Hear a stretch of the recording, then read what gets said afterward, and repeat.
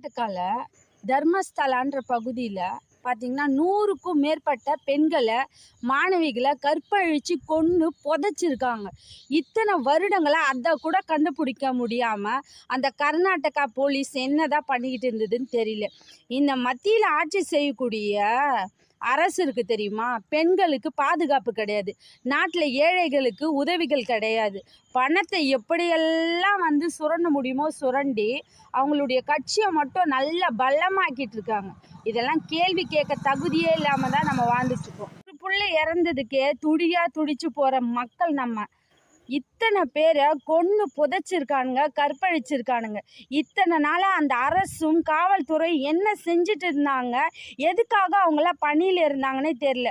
வீரத்துக்கும் தைரியத்துக்கும் மானத்துக்கும் மக்களுடைய மனசுக்கும் மதிப்பு கொடுத்த நாட்டில் இருந்துக்கிட்டு இப்படி ஒரு அவமானத்தையும் அசிங்கத்தையும் எல்லாம் கேட்டுக்கிட்டு நம்மளும் தலை குனிஞ்சு போய்கிட்டு தாங்க இருக்கோம்.